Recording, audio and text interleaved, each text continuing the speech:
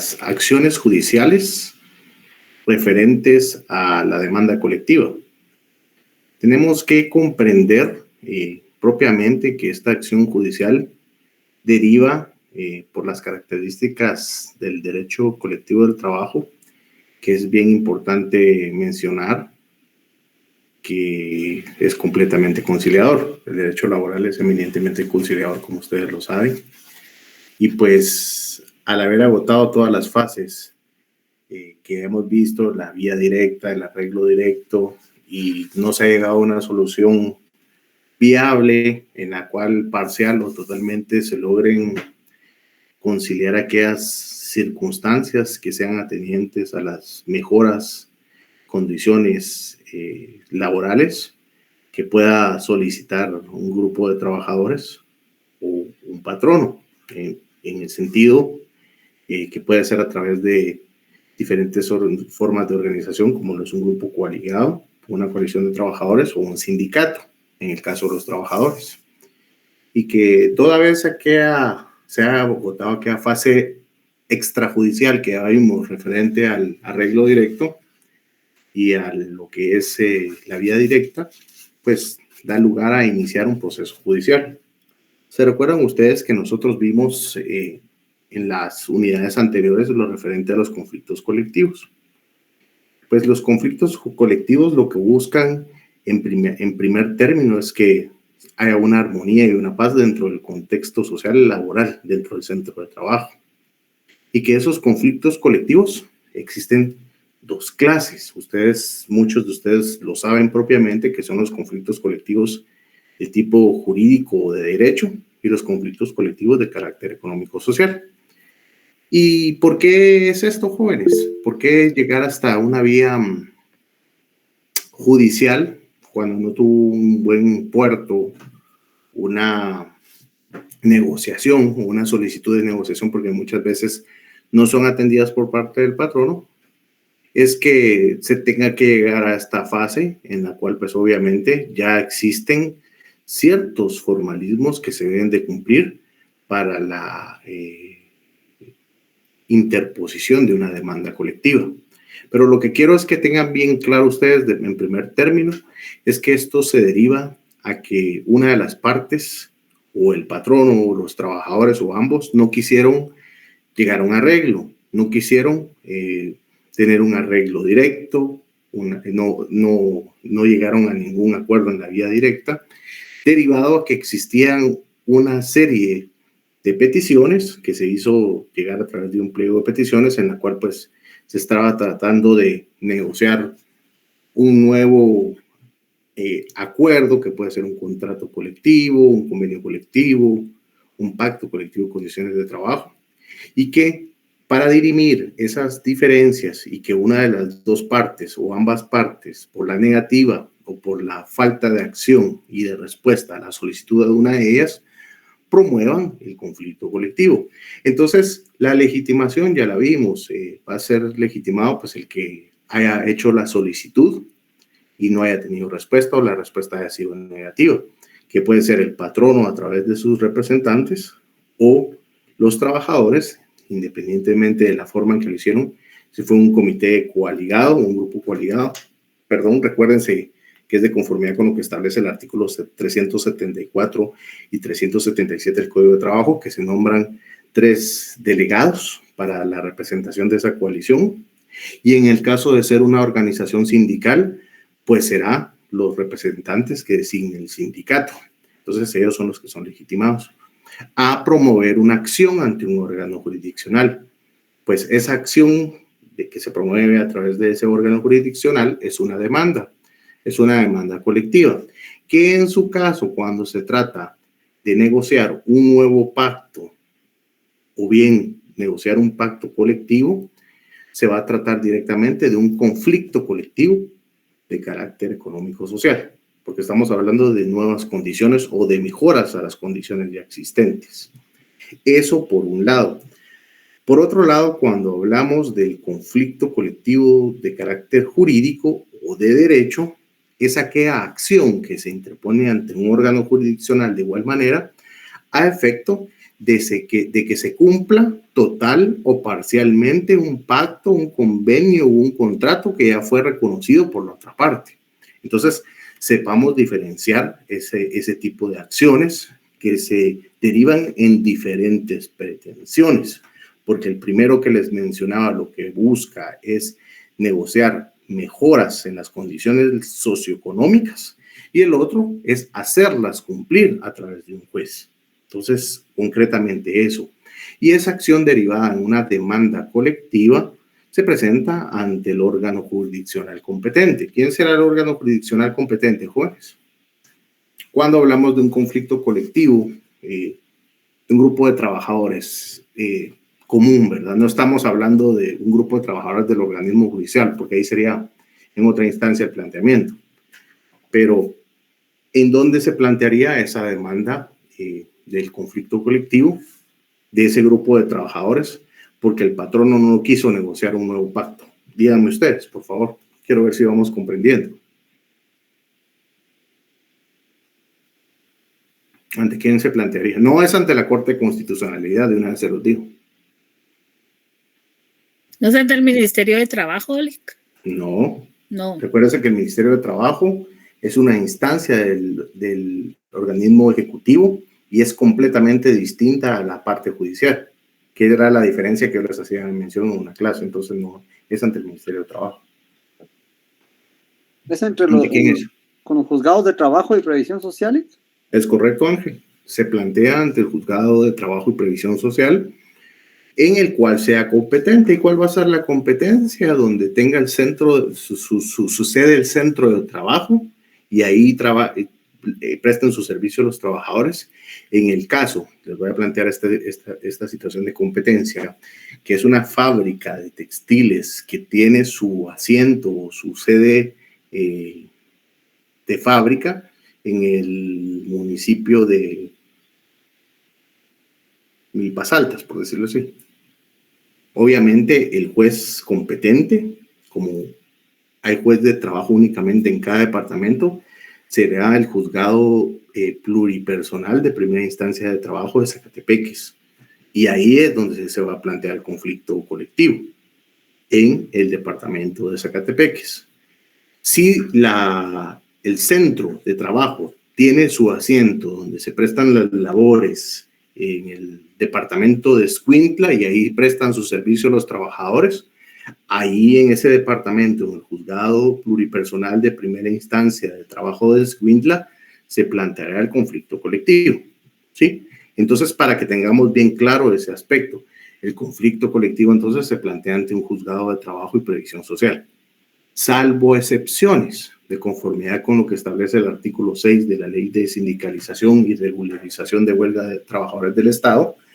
Los conflictos colectivos que sean a instancia de trabajadores del organismo judicial y el organismo judicial se tramitarán en una única instancia en la sala de la Corte de Apelaciones. Esa es la única excepción.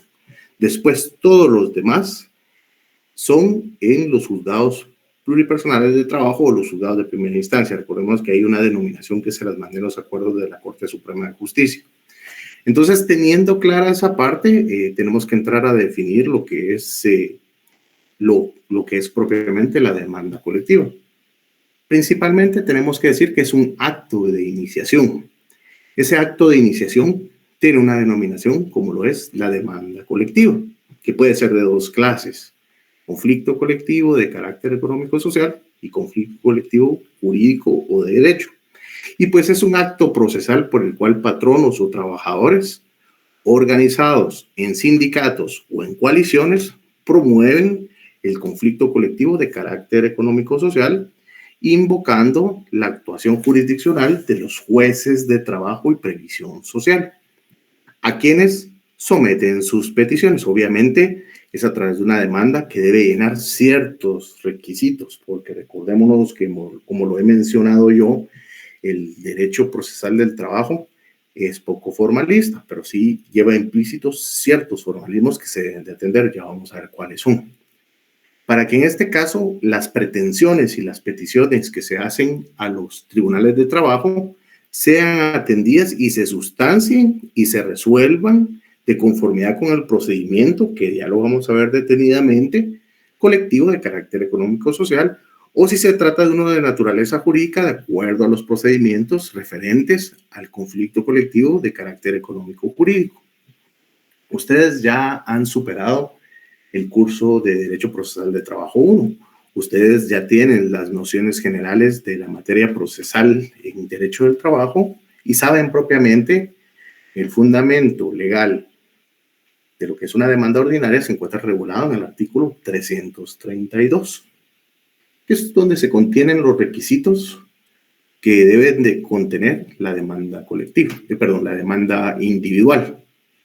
¿Y por qué menciono esto? Ya les voy a decir por qué lo menciono, porque hay ciertos requisitos que se deben de cumplir paralelos a los que son propios y especializados a lo de la demanda colectiva, que están regulados en el segundo párrafo del artículo 381. Y para los efectos, remitámonos al artículo 381, por favor. Segundo párrafo.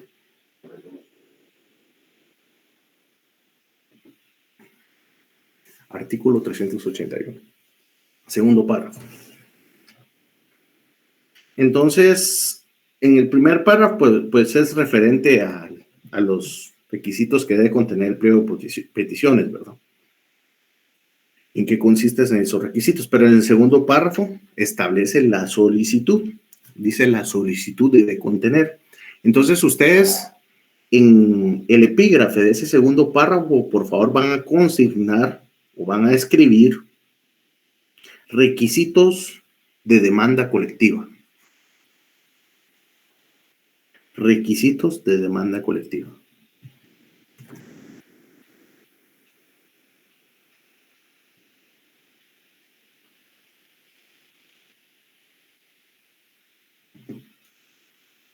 Muy bien, esos requisitos son requisitos sine qua non, serán admitidas para su trámite las demandas colectivas. No pueden ser bajo ningún término admitidas esas demandas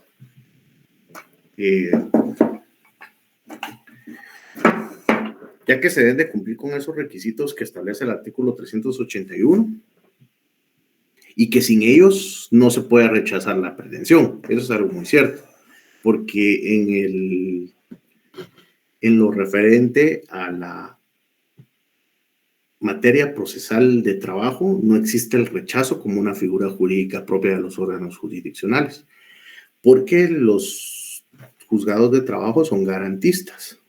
Son garantistas en el sentido de que se trata de pretensiones derivadas de prestaciones laborales y que esto, de conformidad con el artículo 101 del Código de Trabajo, tienen carácter de alimentos y en determinado momento también son refutados como derechos humanos, porque esta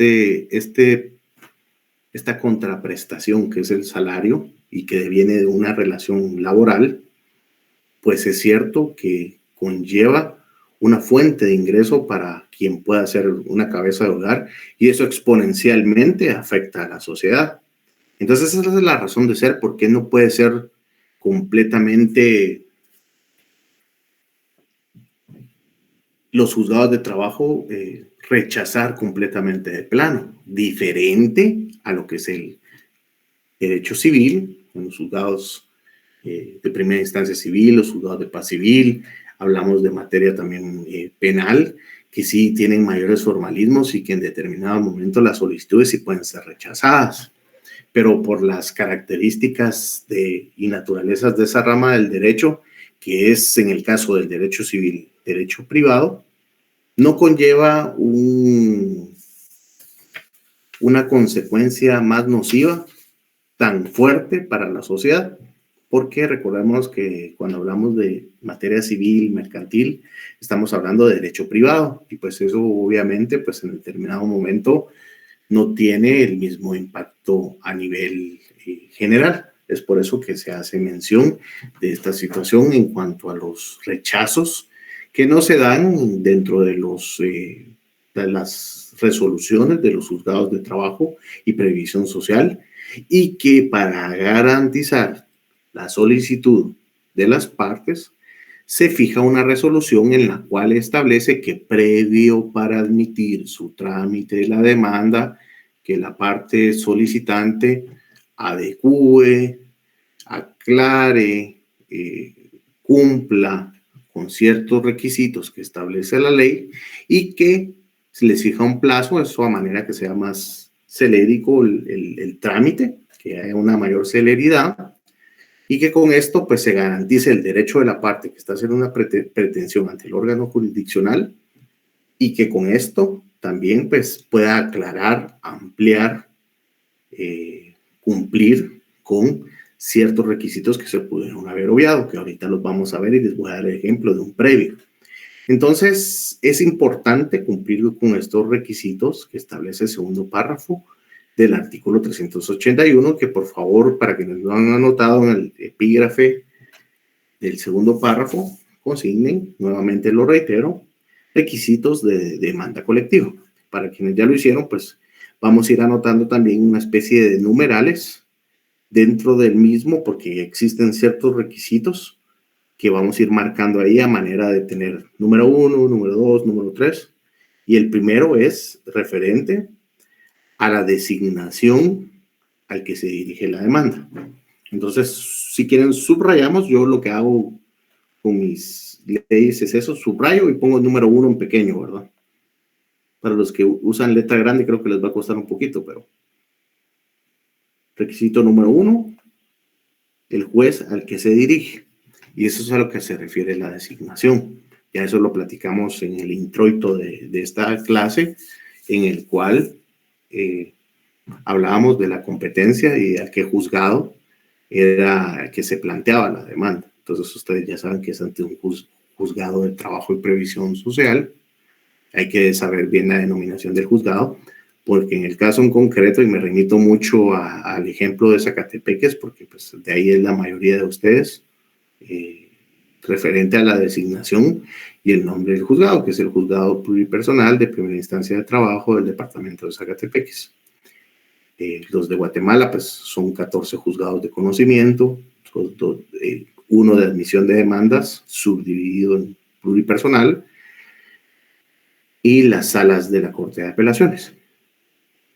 Pero para los efectos correspondientes, toda demanda debe contar con una designación del juez al que se dirige la demanda. Ese es el primer requisito. Como segundo requisito, establece nombres y apellidos y demás generales de los delegados o representantes de la parte, según sea el caso. Esto quiere decir, ya sea sindicato o grupo coaligado o patrono, quien sea que va a promover el conflicto. Entonces, como segundo requisito es los nombres, apellidos y demás generales de los delegados. Y aquí quiero que nos detengamos un momentito, porque cuando nos referimos a demás generales, ¿cuáles serán?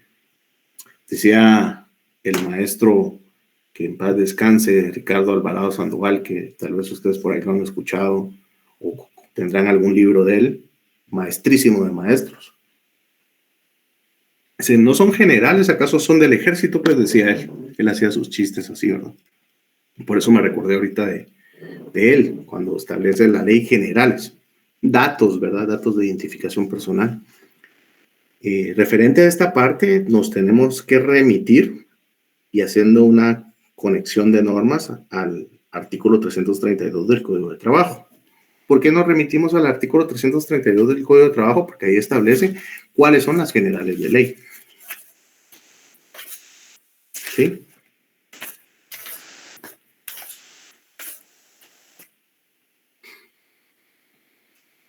En el inciso B del artículo 332 tenemos cuáles son los datos de identificación general o los generales de ley, que se refiere a nombres y apellidos del solicitante, edad, estado civil, nacionalidad, profesión u oficio, vecindad y lugar donde recibe notificaciones. Entonces, si quieren, hacemos un llamamiento ahí en el segundo párrafo del artículo 381, en la parte precisa donde dice generales de ley, un corchete, una flechita, y consignamos artículo 332, literal B. Y ustedes ya van a saber que se refiere a los datos de identificación general que están en ese preciso orden. Entonces, para que tengamos ese manejo de leyes.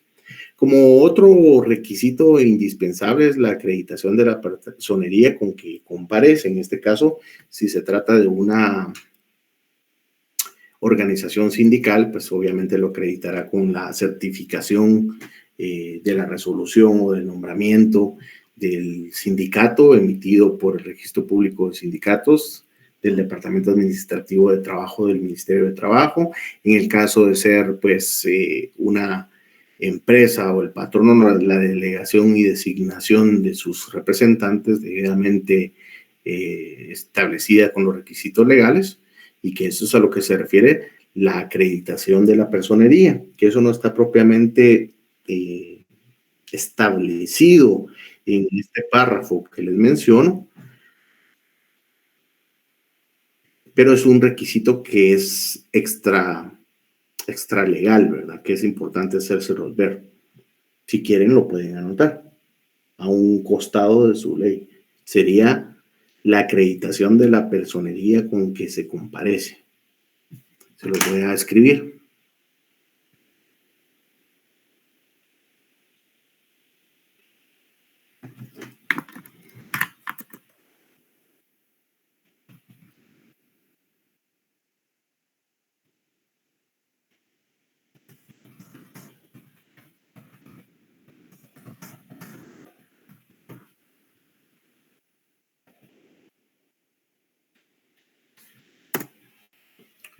Ese es un requisito que, como les digo, no está marcado en la ley, pero que sí es importante mencionarlo y que ustedes lo puedan anotar en ese segundo párrafo del artículo 381. La acreditación de la personería con la que se comparece. Muy bien. Como otro requisito, tenemos el lugar para recibir notificaciones. El Código de Trabajo establece lo siguiente: lugar para recibir notificaciones que debe establecerse en la población en donde tenga su asiento el juzgado. Digamos, muchos juzgados de trabajo y previsión social, más que todo en el área departamental, fuera de lo que es el departamento de Guatemala, pues aún admiten el poder señalar lugar para recibir notificaciones en una dirección física. Pero recordémonos que derivado a las implementaciones del casillero electrónico del decreto 15-2011 del Congreso de la República de Guatemala, el cual fue reformado por el decreto 12-2022 del Congreso de la República de Guatemala, que se refiere a la ley reguladora de las notificaciones por medios electrónicos dentro del organismo judicial. ¿Por qué les menciono esto dentro de este párrafo referente al lugar para recibir notificaciones? Es que ya es menester legal, es una obligación de las partes señalar lugar para recibir notificaciones en casillero electrónico. Entonces ustedes hagan una flechita, un llamamiento y consignen notificación electrónica, y les voy a poner el número del acuerdo que es la ley reguladora de notificaciones por medios electrónicos dentro del organismo judicial. Entonces, les voy a poner el nombre completo y ya ustedes ven si lo consignan o no en su código, pero sí por lo menos pongan el número de decreto. Es el decreto 12-2022 del Congreso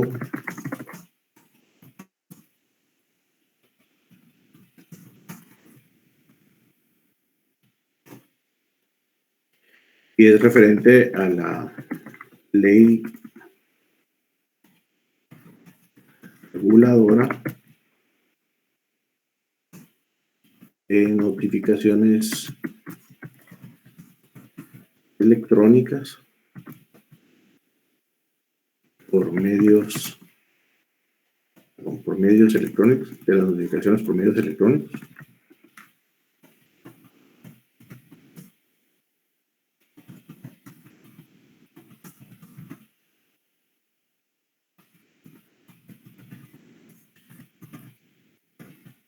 Ahí lo tiene. Entonces es importante que Para efectos de que ustedes tengan anotado a qué decreto se refiere, es el llamamiento donde dice el lugar para recibir notificaciones. Pongan la rayita casillero electrónico, según decreto 12-2022 del Congreso de la República de Guatemala, abreviado, ¿verdad? Porque tal vez por los espacios es posible que no les sea posible consignar lo que es referente a la ley reguladora de notificaciones por medios electrónicos en el organismo judicial. Pueden poner ustedes abreviaturas también ahí. Y como muchos de ustedes tienen una super memoria, solo ponen las iniciales y ya saben de qué ley se está hablando, ¿verdad? Y que esta ley reguladora de notificaciones por medios electrónicos del organismo judicial es para todos los procesos que se llevan dentro del organismo judicial, no solo dentro de los procesos laborales. Ojo con eso, por si no lo sabían, que me imagino que ya ustedes ya saben eso. Muy bien, cierro el chat. Voy a continuar entonces con otro requisito, que es lo referente a la identificación de la parte emplazada. Obviamente debe de haber un sujeto pasivo de la recepción de la acción. Las pretensiones que se realizan deben de tener un sujeto pasivo, que en este caso se refiere propiamente a la parte en cuanto a quién se está emplazando, es decir, a quién se está demandando. En su caso puede ser el patrono, o en el caso que sea el patrono que promueva el conflicto colectivo, los trabajadores de tal empresa, grupo coaligado, el sindicato de la empresa tal, porque ya tiene su personalidad jurídica, dependiendo de quién promueva el conflicto colectivo. Comúnmente, quien lo va a promover, no digo que es la única forma, pero comúnmente quien lo va a promover son los trabajadores, ¿sí? Pero la ley dispone que puede ser patrono o trabajadores. Entonces, se debe de identificar a la parte a quien se demanda, para que utilicemos un término más concreto, pero el técnico de quien se emplaza, ¿verdad? Y obviamente, el lugar para notificar a la parte emplazada. Dick, pero usted está diciendo que de conformidad con el decreto 12-2022 referente a la ley reguladora de notificaciones por medios electrónicos del organismo judicial, solo puede ser por casillero electrónico. Sí, pero la primera resolución sí puede ser notificada por un medio físico y ya la parte que ha sido emplazada se le apercibe que tiene que señalar lugar para recibir notificaciones en el casillero electrónico. Esa es la excepción en este caso. ¿Sí? Entonces, vuelvo y repito. Se consigna quién es la parte emplazada o a quién se va a demandar, se señala el lugar físico para recibir notificaciones, que va a ser una dirección catastral, municipal, referencial en cuanto a número de calles, avenidas, poblados, caseríos, pero bien concreta en decir Quinta Avenida 10-20, zona 3 del municipio de Antigua Guatemala, departamento de Guatemala, punto. Esa es la dirección física. ¿Sí? Y para ese efecto se hace el emplazamiento. Dentro de la resolución que admite para su trámite la demanda, ya veremos cuál es el tipo de apercibimiento que se le hace, pero eso es más adelante. Eso es referente a un requisito que se debe cumplir, que es excepcionalmente en un lugar físico cuando es a quien se emplaza. Otro de los aspectos o requisitos que ustedes deben de tomar en cuenta, que está dentro del segundo párrafo del artículo 381, es la indicación de que se adjunta en duplicado el pliego de peticiones. Si se trata de una coalición o el proyecto de pacto de condiciones de trabajo, si se trata de un sindicato de trabajadores o un sindicato de patronos. Eso está regulado en la penúltima línea del segundo párrafo, que dice la indicación que se adjunta por duplicado el pliego de peticiones, y posterior a ello otro requisito son las peticiones. Las peticiones que pueden ser las de trámite y las de fondo, ¿verdad? Porque hay dos peticiones, las que son las que admiten para su trámite, en la cual se forma el expediente, se señalan los lugares para recibir notificaciones, se toma nota de la personería y ahí inicia el trámite. Esas son las peticiones de trámite. Pero las peticiones de fondo es que se inicie el trámite correspondiente, que se establezca el Tribunal de Conciliación, que se le notifique el pliego de peticiones o el proyecto de pacto a la parte emplazada y que de fondo se lleve a cabo la conciliación y que con ello se negocie el nuevo pacto o el nuevo proyecto de peticiones, que sea el que se promueva, y que derivado y terminado este proceso de conciliación, si no fuera posible arribar a la misma, se inicia el proceso de arbitraje dentro del mismo conflicto colectivo, porque aquí vamos por fases, ¿verdad? Pero ya vamos a ver ese cuadrito de tramitología que se debe dar. En cuanto a lo referente al duplicado de las copias de la demanda colectiva, debe de observarse las reglas que establece el artículo 326 bis del Código de Trabajo. En cuanto a las copias del mismo, remitámonos al artículo 326 bis del Código de Trabajo, por favor. Artículo 326.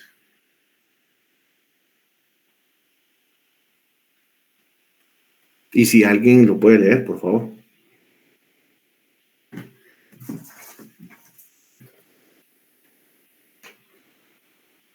Se lo leo, Lic. Artículo 326. Muchas gracias.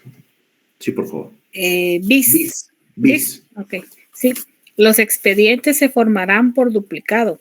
El original del duplicado se extenderá en papel español bond u otro de similar calidad. Con los duplicados se formarán legados que servirán para que el tribunal continúe conociendo en caso de apelación sin efecto suspensivo y para reposición de autos. Los actos del proceso serán realizados por escrito u oralmente, según las disposiciones de este código para cada caso. De los actos realizados oralmente se dejará constancia por escrito en forma de actas, razones o cualquier otro medio idóneo. Muy bien, Hidalma, muchas gracias. Aquí vamos por orden de ideas. El Código de Trabajo establece que para todo tipo de actuaciones se debe llevar original y duplicado, y que para todo tipo de peticiones, cuando se presenta una demanda, cuando se presenta un escrito, se debe presentar original, duplicado y tantas copias como partes hayan dentro del proceso, ¿sí? Entonces, el Código de Trabajo establece claramente la circunstancia de que se deben de extender los expedientes en papel bond español. Eso ya pues es una medida no adecuada para nuestra realidad jurídica actual, porque prácticamente es una hoja de papel bond simple, no de papel español ni nada por el estilo. Entonces, en esas hojas de papel bond se conforman los expedientes físicos. Oigan ese tema, físicos, es decir, lo que es palpable, ¿verdad? Las hojas de papel que conforman un expediente como tal. Pero cuando ustedes van a plantear su conflicto colectivo, una demanda o un memorial simple ante un juzgado de trabajo y previsión social, deben de llevar original, duplicado y tantas copias hayan dentro del proceso.